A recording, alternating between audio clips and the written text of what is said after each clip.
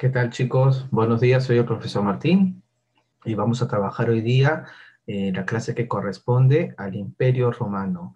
Quiero que distingamos algunas cosas cuando hablamos de Roma, entre sus fases, porque solamente vamos a trabajar la última parte de la historia de Roma para poder empalmar la clase que viene con lo que sería la Edad Media. Vamos a empezar la clase, como siempre conmigo, dándole las gracias a Diosito. Le vamos a dar las gracias porque estamos vivos, porque tenemos algo que comer, eh, porque nos cuida, ¿no? Porque estamos con vida, con salud, y le vamos a pedir lo mismo, que nos cuide, que cuide a nuestras familias, que cuide a nuestros papás, que ponga siempre un plato de comida en nuestras mesas y en las mesas de las personas que más lo necesitan. Bien, chicos, como les decía, vamos a trabajar hoy día la clase que corresponde a la Roma imperial. Vamos a empezar viendo cómo empieza Roma y después quiero que veamos lo que vamos a trabajar en concreto para esta clase. El Imperio Romano fue el tercer periodo de la antigua civilización romana. El primer periodo fue la monarquía y el segundo la república.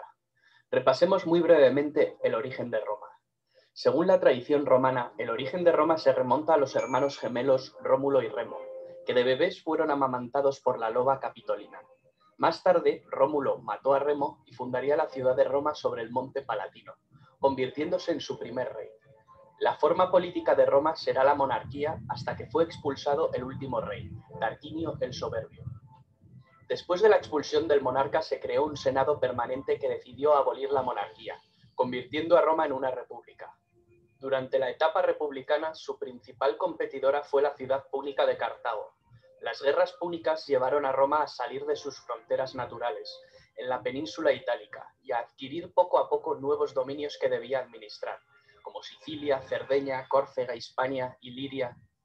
Fue en ese momento, al comienzo mismo de la República, cuando las conocidas siglas SPQR, Senatus Populus Quae Romanus, algo así como el Senado y el pueblo romano, se convirtieron en el símbolo de Roma. Roma se hizo con el control de la cuenca mediterránea. Los dominios se hicieron tan extensos que pronto fueron difícilmente gobernables por un senado incapaz de moverse de la capital ni de tomar decisiones con rapidez. Así fue como surgieron personajes ambiciosos como el general Julio César, quien no solo amplió los dominios de Roma conquistando la Galia, sino que desafió la autoridad del Senado romano y reveló la importancia que tenía poseer la autoridad sobre las tropas para obtener rédito político. Tras la guerra civil que lo enfrentó a Pompeyo y al Senado, César se había erigido en mandatario absoluto de Roma y se había hecho nombrar Dictator Perpetuus. Tal osadía no agradó a los miembros más conservadores del Senado romano que conspiraron contra él y lo asesinaron durante los Situs de marzo, dentro del propio Senado, lo que suponía el restablecimiento de la República, cuyo retorno, sin embargo, sería efímero.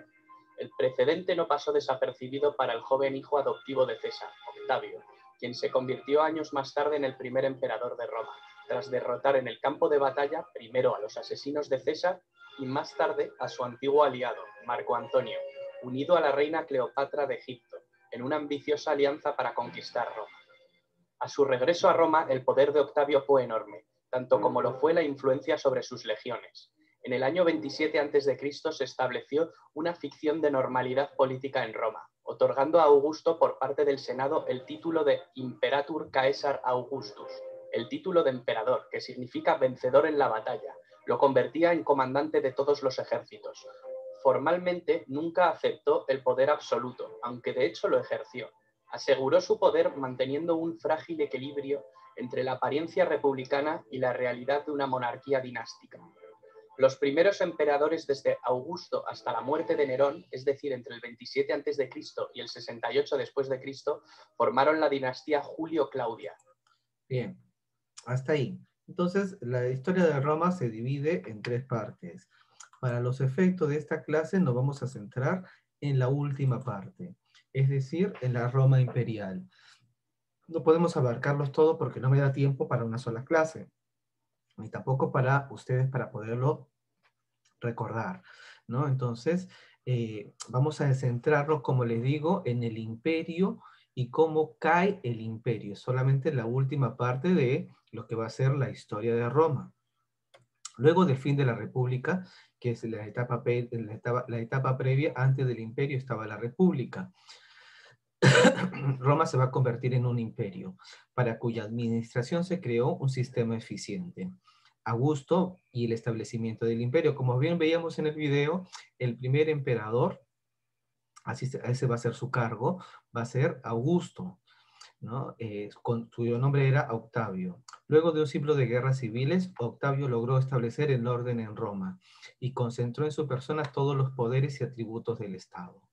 En el año 28 fue nombrado princeps, el primero entre los miembros del Senado, e imperator, general victorioso, con lo cual concentró todos los poderes del Estado. En el año 27 a.C. se le otorgó el título de Augusto, reverenciado, en latín, solo reservado para los dioses. Augusto también era el Pontificis Maximus, o máxima autoridad religiosa y tribuno, lo que le otorgaba capacidad de veto. Con esto van a empezar las características que va a ser su mandato, ¿no? Entonces, para evitar los cuestionamientos a su poder, los nuevos conflictos, Augusto va a tomar nuevas medidas. 3 medidas. Mantuvo las instituciones republicanas, aunque subordinadas a su autoridad. ¿Qué significa que mantuvo las instituciones republicanas? Las instituciones republicanas son las que van a estar en el segundo momento de la historia romana, en la historia de la república. Este es otro momento, es el imperio. Promovió el ingreso al Senado de personas cercanas a él, le otorgó a esta institución la administración de las provincias pacificadas y le dio a estas una mayor participación en las magistraturas, reduciendo así la insatisfacción entre sus miembros. Es decir, lo que había durante la República se va a mantener, pero subordinadas a su autoridad. ¿Cómo lo va a hacer? Componiendo en estas instituciones a personas cercanas a él. Segundo, obtuvo el apoyo de la plebe. La plebe le vamos a llamar al pueblo. Distribuyó alimentos y ofreció espectáculos gratuitos. Además, fomentó el empleo a través de la construcción de obras públicas, pan y circo. Eso era lo que les daba al pueblo: pan, comida, y circo, entretenimiento. Y por tercero, neutralizó al ejército. Licenció a 2/3 partes de las tropas y asignó parcelas a los veteranos. Ubicó a las legiones en las regiones fronterizas y dispuso el traslado periódico de oficiales para evitar que establecieran vínculos estrechos con sus tropas, de tal forma que los tenía tranquilos y callados y para que ya no les puedan hacer un golpe de estado. El gobierno de Augusto fue fructífero en cuanto al desarrollo de las artes. Grandes poetas como Horacio, Virgilio y pensadores como el historiador Tito Livio fueron respaldados económicamente por el emperador. Virgilio, el de la Eneida, me parece que ustedes lo han estudiado con el profesor Jorge, ¿no? Las Eneidas son estos cantos, estos corales, como es la Ilíada, pero del Imperio Romano, en la cual se narran las vicisitudes del Imperio Romano. Cayo Mecenas, ¿no? ¿Quién es un mecenas? Un mecenas en la actualidad es una persona que apoya a los artistas. Cayo Mecenas, eso es el adjetivo. Si digo mecenas, estoy diciendo, si yo soy un mecenas, sería alguien que le da plata, le apoya a los artistas como adjetivo, pero el sustantivo, la persona, el amigo personal, fue un amigo personal de Augusto, Cayo Mecenas. Fue el encargado de reunir a los artistas más talentosos de la época. Es decir, la persona por la cual el adjetivo toma su nombre vivió en esta época y fue amigo de Octavio. Increíble. Roma, además, fue embellecida con nuevos templos, teatros y termas. Augusto mencionaba siempre que había recibido una ciudad hecha de ladrillos y que había dejado una hecha de mármol, ¿no? Esto es lo que va a ser Octavio, por eso se le va a considerar un gran emperador. El Alto Imperio Principado. Antes de morir, Augusto nombró como sucesor a su yerno e hijo adoptivo Tiberio, porque él no tenía hijos propios, entonces va a nombrar a su hijo adoptivo. el hijo de su esposa, quien fue reconocido por el Senado. Así quedó establecida la forma de sucesión, es decir, en la forma en la cual un emperador va a nombrar a quien lo va a suceder en el cargo. El emperador elegiría a quien habría de sucederlo. De esa manera se consolidó el poder absoluto de los emperadores.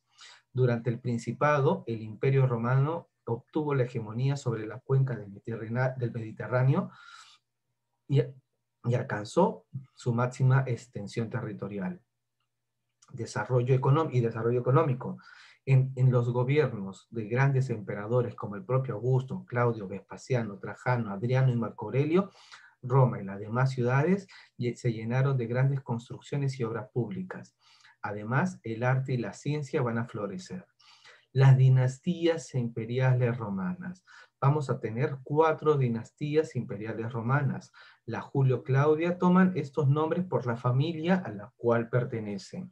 Augustos, ¿no? La de Julio-Claudia, miren, acá está el nacimiento de Cristo, bajo su mandato van a ser Jesucristo. La dinastía Julio-Claudio, ¿no? Julio-Claudia, perdón.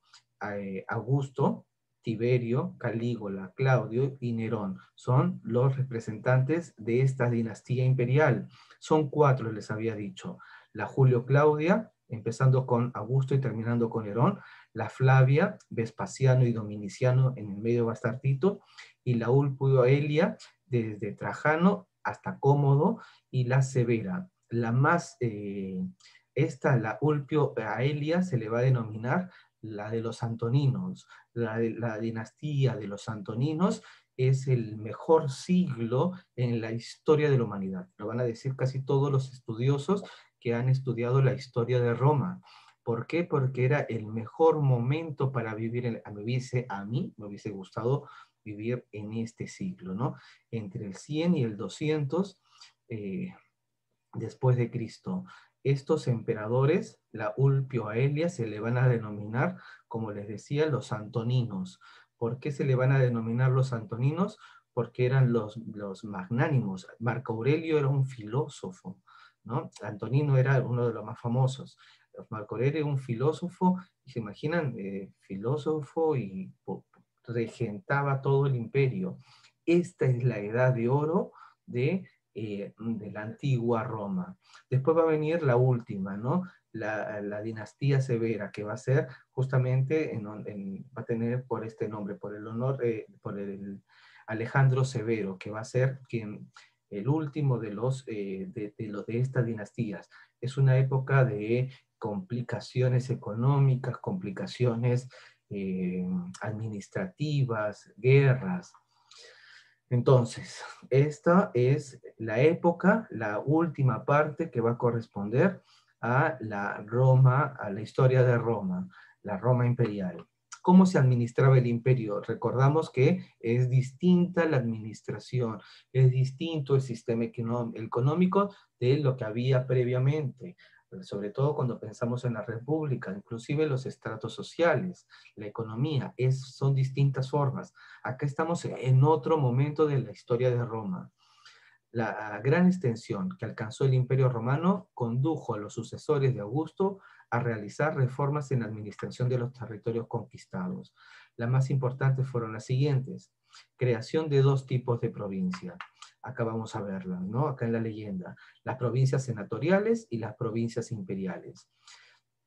Las provincias imperiales estaban situadas en zonas estratégicas. Las imperiales están de amarillos. Estas son las provincias imperiales, ¿no? En zonas estratégicas. Dependían directamente del emperador, mientras que las provincias senatoriales, que son las que están de rosa, las que ven aquí, dentro de la cuenca del Mediterráneo, ubicadas en zonas pacificadas, eran administradas por el Senado, aunque estaban bajo vigilancia de funcionarios del emperador. 2 tipos de provincias: las senatoriales y las imperiales, las más lejanas. La concesión de la ciudadanía romana a todos los hombres libres de Roma y luego los de las provincias. El propósito de esta medida era ampliar las bases del poder del emperador y alentar a los pueblos sometidos. Roma conquistaba y al pueblo conquistado lo convertía en romano.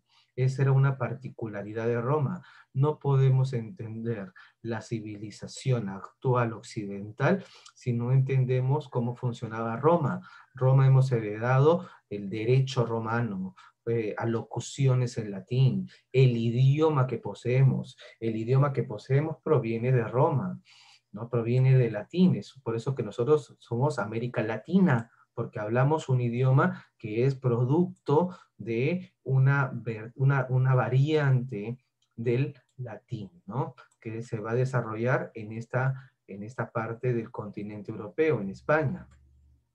¿Cómo era la vida durante el Alto Imperio? Las clases sociales. En la época republicana vamos a tener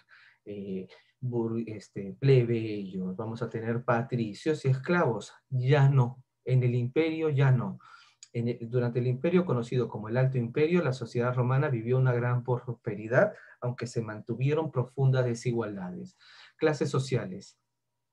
Tres clases sociales. Honestiores, ¿no? Honorables, constituidas por las familias patricias, la burguesía provincial y la élite militar. Desde que el emperador Vespasiano dispuso la venta de los cargos públicos, los honestiores monopolizaron el poder político. Los humiliores, los humildes, compuestas por la plebe urbana, los campesinos y los individuos libres y sin propiedad. Su pobreza les impidía ejercer cargos públicos, y los esclavos, aunque estaba prohibido encarcelarlos y darles muerte sin motivo, estaban sujetos al poder de sus amos. ¿Cómo era la vida de las mujeres romanas? Las mujeres, a diferencia, por ejemplo, cuando nosotros vamos a ver Egipto, ¿no? En Egipto vamos a encontrar faraones mujeres, faraonas, ¿no? Faraón es el término que se usa, pero había faraones femeninos, Nefertiti, Cleopatra, ¿no? La última faraón de Egipto, Cleopatra, mujer, y era la máxima representante de todo Egipto. ¿Cómo era en Roma? En Roma no tenía tantos derechos. Las mujeres estaban subordinadas a un papel mírenlo. Las mujeres, independientemente de su riqueza o de su origen, nunca fueron consideradas ciudadanos, es decir, estaban relegadas. No era como en el caso de Egipto, donde la mujer podía ejercer el máximo rol para regentar toda la sociedad. Ellas, las mujeres, eran tuteladas por un varón, primero por su padre, y si éste fallecía por su hermano u otro pariente. Cuando se casaban, pasaban a la tutela de su esposo. Nunca la mujer estaba desamparada, pero tampoco nunca era independiente, o era propiedad, ¿no? Estaba bajo la tutela del padre, que la podía vender para casarla con otra persona, o bajo la tutela de su hermano si fallecía su padre, o de su esposo, pero nunca estaba desamparada. Los romanos creían que el papel de las mujeres era de la crianza de los hijos, ¿no? Como les decía, no podían nunca dirigir el imperio, como sí lo hacían en Egipto, lo que les estaba contando. No obstante, podían tener propiedades, regentar negocios y participar en las fiestas y espectáculos. Además, en este periodo se adquirieron algunos derechos adicionales, como poder divorciarse y administrar su dote en caso de viudez. ¿Cómo eran las ciudades romanas? Los romanos destacaron por la planificación de sus ciudades, cuyo diseño seguía una forma cuadrícula, no era irregular, no era desorganizada, miren la calzada romana, ¿no? Era todo ordenadito.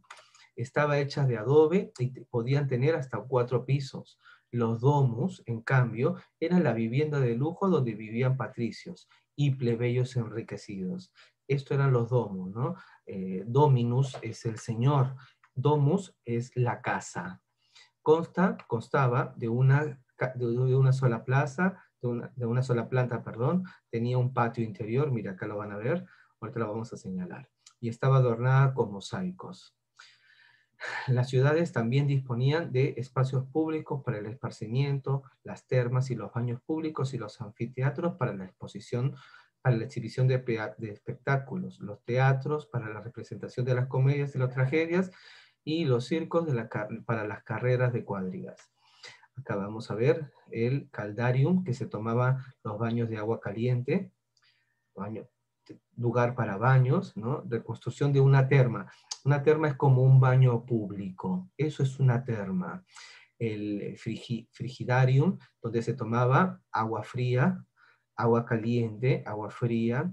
El tepidarium, o sala templada, que es donde se descansaba, es como un baño público, donde toda la gente se iba a bañar todos los días. Eso era parte de todas las ciudades tenían que tener termas, porque era muy importante para los romanos asearse diariamente. ¿Cómo era la economía romana?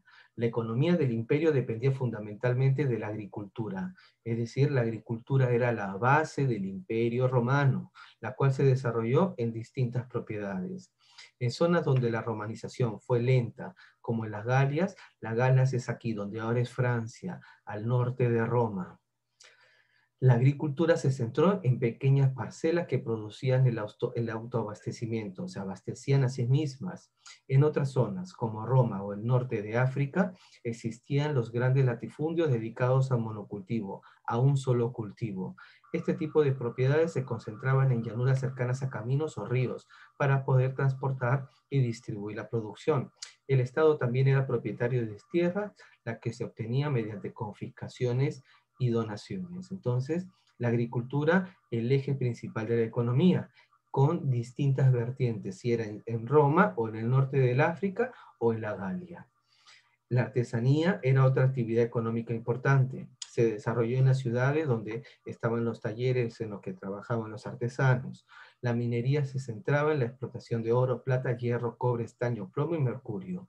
Por otro lado, se desarrolló un intenso comercio gracias a la seguridad que ofrecía la paz romana. ¿Qué es la paz romana? La paz romana es, es un periodo, en este periodo en el que estamos tratando, el imperio,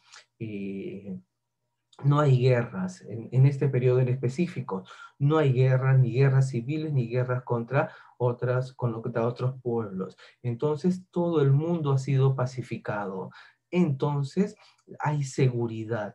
La gente puede viajar de un lugar hacia otro sin que los estén asaltando, cosa que no va a suceder, por ejemplo, en la Edad Media o en la edad previa al Imperio Romano. Asimismo, el uso de una misma moneda en todo el imperio permitió establecer relaciones comerciales con puntos tan distantes como China, el centro del África y el suroeste del Asia. Miren, ¿no? ¿Qué obtenían de cada lugar? De la Bretaña van a obtener el estaño, de España van a obtener metales, aceite y trigo, de la Galia van a tener vino y cerámica, ámbar, madera, pieles de animales, esclavos de la zona aledaña al río Rin, fibras, pieles y animales de esta zona de acá, Tracia es esta zona, pieles de animales y esclavos del Ponto Usino. Ese era el antiguo nombre que tenía el Mar Negro. Sedas de la China, especias de las Indias y piedras preciosas, pinturas púrpuras de Antioquía. De Egipto van a traer trigo, lino, perfumes y papiros, ¿no? Egipto le va a proveer de trigo, el pan necesario para los romanos. Por eso es que van a terminar conquistándolas era un lugar clave, Egipto, porque el trigo para el pan era llevado desde esta zona, ¿no? Igual que desde Cartago, trigo, vino y aceite, esclavos, oro y marfil y bestias salvajes desde el centro del África. Los caminos, todos los caminos llevan a Roma, deben haber escuchado ese refrán, ¿no? ¿Por qué? Porque la calzada era una vía por donde que construían los romanos donde llegaban. ¿Y qué hacían? Todas las vías estaban comunicadas para llegar hacia Roma. Era como el Capagñán de nosotros. El temor a las sublevaciones e invasiones, así como el desarrollo del comercio, fueron factores determinantes para que se diseñaran caminos que comunicaran rápidamente las ciudades de todo el imperio. Los romanos se dedicaron entonces a la construcción de calzadas. unos canales excavados en la tierra que eran rellenados con 4 capas de piedras para que soportaran el peso del tráfico. Aunque su trazado era recto, la superficie era curvada para evitar el estancamiento del agua. Se llegaron a construir 90.000 kilómetros de calzada. Antes de ver el final del imperio, quiero que veamos el videíto que estábamos viendo para que lo terminemos de ver. Es cortito, no es mucho. El reinado de Nerón se asocia comúnmente a la tiranía y a la extravagancia. Se lo recuerda por una serie de ejecuciones sistemáticas, incluyendo la de su propia madre y sobre todo por la creencia generalizada de que mientras Roma ardía en un gran incendio, él lo contemplaba desde la distancia tocando la lira.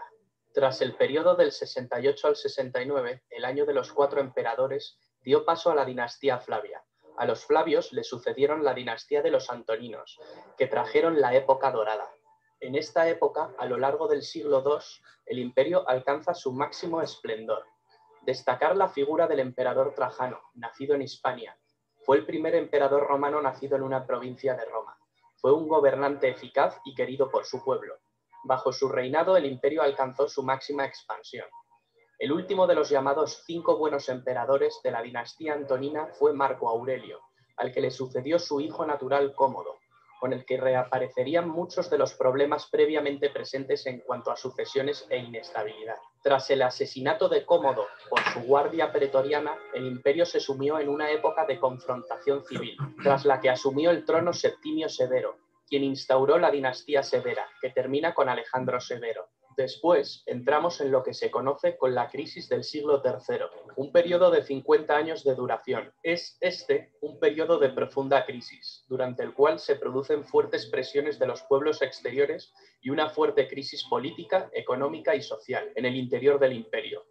Tras una fase de anarquía militar en el que la seguridad y la unidad del imperio se habían visto gravemente comprometidas, diferentes emperadores de origen ilírico y danubiano lograron reunificar el imperio y sentar las bases para restablecer la situación.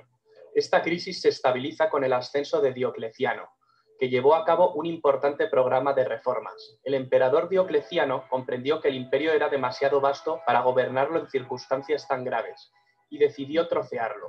Esta época es conocida como la tetrarquía, o gobierno de 4. Implicaba que el gobierno del imperio se repartía geográficamente entre 4 gobernantes. Este sistema fue útil mientras estuvo al mando, pero colapsó en el momento en que éste abdicó. La gran persecución de Diocleciano fue la última y quizá la más sangrienta persecución de cristianos en el Imperio Romano. El sistema de la tetrarquía desembocó en una lucha entre gobernantes en la que solo podía quedar un emperador. Este fue Constantino el Grande, legalizador de la religión cristiana por medio del Edicto de Milán en el año 313. Convocó el primer concilio ecuménico universal en Nicea en el año 325. En este concilio se unifican los dogmas y se sientan las bases del credo oficial. Se considera que esto fue esencial para la expansión de esta religión. Constantino fue el primer emperador cristiano. En esta etapa se produce el traslado de la capitalidad del imperio a la antigua ciudad de Bizancio, reconstruida y ampliada por decisión del emperador que pasó a denominarse Constantinopla. El imperio poco a poco fue entrando en declive. El emperador Teodosio I hizo de la religión católica la religión oficial del imperio. Tras su muerte, en el año 395, llega por fin la división administrativa del Imperio Romano en 2 mitades repartidas entre sus 2 hijos. Arcadio recibió el Imperio de Oriente y Honorio recibió el de Occidente.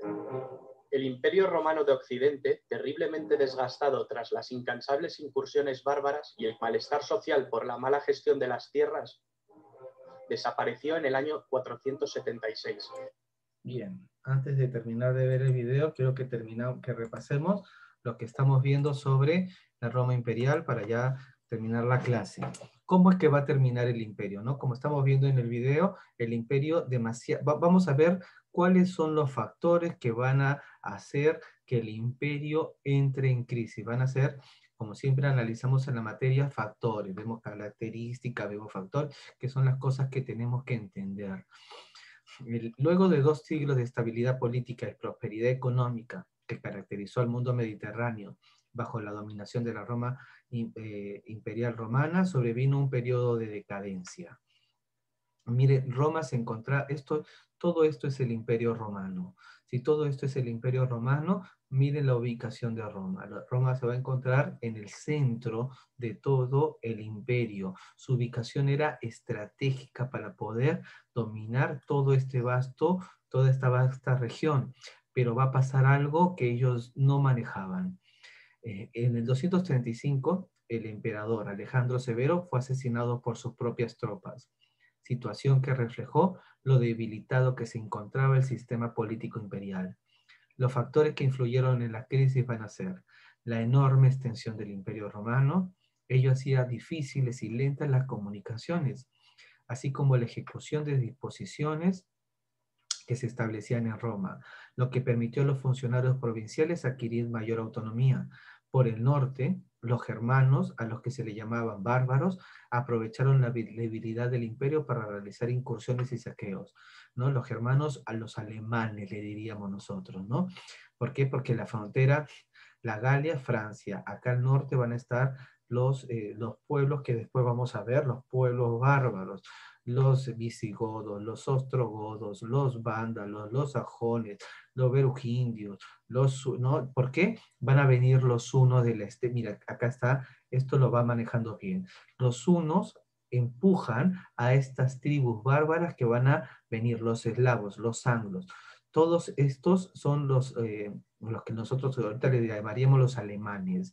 Los van a empujar. Los hunos que vienen desde la estepa asiática van a empujar a las tribus bárbaras, y las tribus bárbaras en medio de esta crisis van a empujar a los romanos y se van a ubicar cada uno en un lugar del imperio. Los vándalos al norte de Europa, los visigodos en la península ibérica, los ostrogodos en la península romana, los anglos en Inglaterra, ¿no? Los suevos se van a ubicar al norte de España, los francos en la Galia.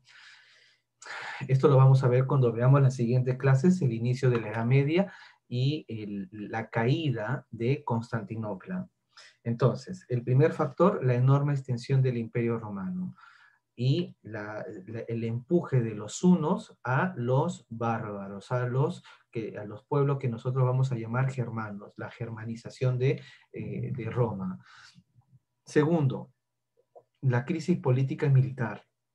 No nos encontramos no nos encontramos en este periodo, ¿no? En la dinastía de los Antoninos, donde todo era orden, todo era paz, todo era equilibrio. Nos encontramos en un periodo de una estabilidad política enorme. Entonces, las prolongadas campañas y el crecimiento del ejército dieron mucho poder a los jefes militares, quienes acaudillaban constantemente revueltas del ejército provocando la anarquía militar. Tercero, las crisis económicas, una de las crisis más grandes de la historia de la humanidad, ¿no? Entonces los emperadores emitían como si no hubiese mañana dinero, sin ningún respaldo, y la gente no creía en la moneda. La moneda se debilitó un montón. Entonces hubo una crisis económica severa que va a durar 50 años. El Estado ya no contaba con las riquezas obtenidas durante las conquistas militares. Por ello, decidió aumentar los impuestos para solventar los gastos de una enorme burocracia y del ejército. Estas mayores cargas tributarias, sumadas a las malas cosechas, saqueos, quema de campos, originaron revueltas campesinas. ¿No? Perdón. Y que debilitaron aún más el imperio. Luego va a venir el dominado, el bajo imperio. Ya no estamos en el alto imperio, donde nos encontramos, ¿no? Estamos en el alto imperio, principado. Este es otro momento histórico. Nos encontramos acá en las dinastías imperiales romanas, en el alto imperio, o también llamado principado. Ya nos encontramos en otro momento histórico del imperio, en lo que le vamos a denominar el bajo imperio o dominado. Con la llegada al poder de Diocleciano en el año 285, empezó el periodo conocido como el Bajo Imperio. En esta etapa, el poder del emperador se hizo cada vez más absoluto. Diocleciano se convirtió en dominus, señor dueños. ¿Recuerdan domus que les había dicho? Domus era la casa, el dominus el señor. Era un déspota según el modelo oriental. Además, para facilitar la administración del imperio, lo dividió en dos regiones. El imperio romano se va a dividir en dos regiones, Roma de Occidente y Roma de Oriente, con la capital aquí, en Constantinopla. También dispuso que cada región tuviese su propio emperador o augusto, quien sería asistido por un César que debía sucederlo luego de que cumpliese 20 años en el gobierno. Por ello, este sistema fue conocido como tetrarquía, gobierno de cuatros. Los tetrarcas, escultura hecha alrededor del 330. En el año 312, luego de una serie de guerras entre los tetrarcas, Constantino I asumió el poder absoluto y fundó la nueva capital imperial. ¿Cuál va a ser? Bizancio, que desde entonces se va a llamar Constantinopla. ¿Por qué? Porque la construyó Constantino. Por eso que se va a llamar, Constantino I la va a construir. Por eso que esta ciudad se va a llamar, Bizancio se va a llamar Constantinopla. En el año 375, los hunos cruzaron las fronteras del imperio y a partir de ese momento el avance de los pueblos bárbaros se hizo incontenible. Los hunos eran un pueblo nómade que venían de la estepa asiática y ellos van a empujar a los bárbaros y ellos van a empujar a los romanos. Así se va a dar la germanización. En el año 395, con la muerte del emperador Teodosio I, el imperio quedó dividido entre sus dos hijos. A Arcadio le correspondió el imperio romano de Oriente y a Honorio el imperio romano de Occidente. Ambos tuvieron destinos diferentes. La parte occidental, entonces, el imperio romano, que era todo esto, se va a dividir en dos partes, dos capitales. Ya no va a estar una Constantinopla y la otra Roma. Y cada una va a tener diferentes características. La parte occidental del imperio entró en un rápido proceso de decadencia, es decir, siguió su conducto regular. Cese del comercio, revueltas de los campesinos y los colonos, conspiraciones palaciegas. Finalmente, en una nueva ola de invasiones, los germanos, liderados por Odoacro, derrocaron al emperador Rómulo Augusto y pusieron fin al Imperio Romano en el año 476. Este es el año por el cual nosotros lo estudiamos como el término de la Edad Antigua, cuando cae Roma de Occidente. En cambio, en el Oriente, el imperio se va a mantener 1000 años más, aunque pasó a llamarse el Imperio Bizantino.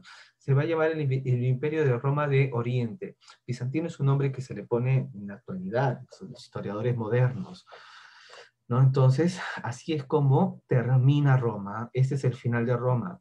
Para poder entender la Edad Media tenemos que entender bien este proceso histórico. El impacto del cristianismo. Ya lo vimos en el video que estuvimos viendo. El cristianismo surgió en Palestina durante el gobierno del emperador Augusto, esto lo empecé diciendo. Su fundador, Jesús de Nazaret, un judío, ¿no?, que predicó una nueva fe basada en el amor al prójimo. Va a ser tratada como una religión menor, ¿no? Amor, ¿cómo que amor? ¿No? Las religiones tienen que ser de fuerza. Este tipo está hablando de otras cosas.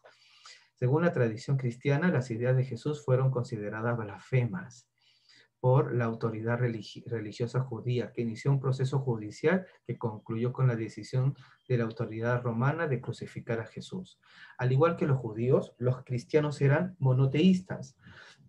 Por ello, no aceptaban rendirle culto al emperador ni a los dioses de la religión oficial romana. Esto causó la hostilidad imperial hacia los cristianos. Para las autoridades romanas, el culto al emperador no solo tenía importancia religiosa, sino también política. Su desacato significaba rebelarse contra el Estado. La resistencia de los cristianos motivó grandes persecuciones contra ellos. A pesar de ello, el cristianismo se difundió con rapidez por todo el territorio romano, incluyendo tanto a la élite como a los pobres y a los esclavos. En el año 313, el emperador Constantino I, ¿quién es Constantino I? El que construyó la ciudad de Constantinopla. Constantino I va a promulgar el Edicto de Milán. ¿Qué es el Edicto de Milán? El Edicto Milán es el que pone fin el que oficializa el cristianismo y que permitió que los cristianos realicen sus ceremonias y cargos públicos. Con el Edicto de Milán se deja de perseguir a los cristianos. Entre el siglo III y IV, el cristianismo definió su doctrina esencial, que quedó garantizada en los acuerdos tomados por la gran mayoría de los obispos cristianos en el Concilio Ecuménico de Nicea. Posteriormente, en el año 380, Teodosio se va a proclamar al cristianismo como religión oficial del imperio. Lo que hemos visto, ¿no?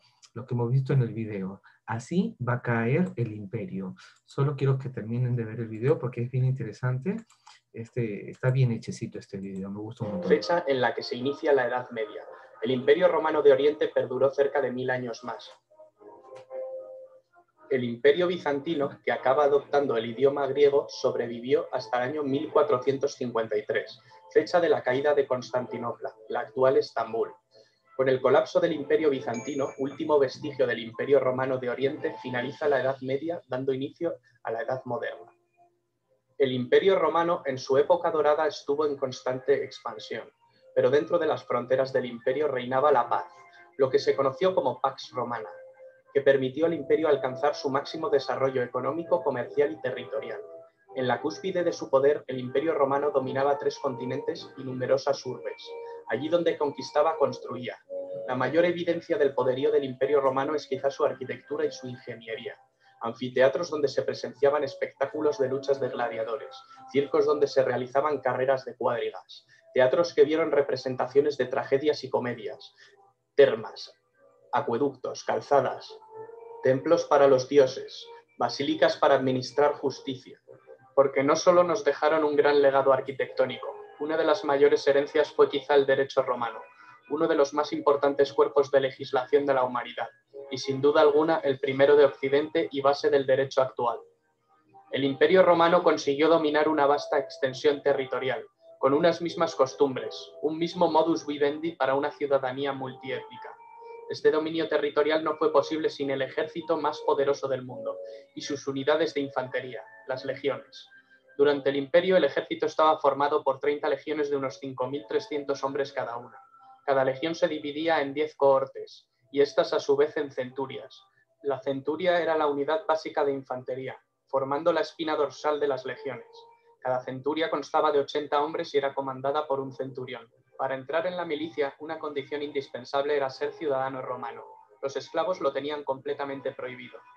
La sociedad se dividía en varios estamentos. Los ciudadanos romanos se dividían en patricios y plebeyos. Se denominaba patricios a las familias más antiguas de Roma, quienes formaban una aristocracia. Poseían privilegios. Al principio estas familias componían el grueso del Senado. Poco a poco, la descendencia de estas grandes familias fue desapareciendo. Con el paso del tiempo, el término patricio dejó de tener el significado que se le había dado hasta entonces, para significar aristócrata o poderoso, pero sin distinción de sangre. Los plebeyos solían ser campesinos, artesanos, comerciantes, y también constituían el grueso del ejército. Luego estaban los esclavos. Los esclavos no tenían derechos de ningún tipo. Normalmente eran prisioneros de guerra.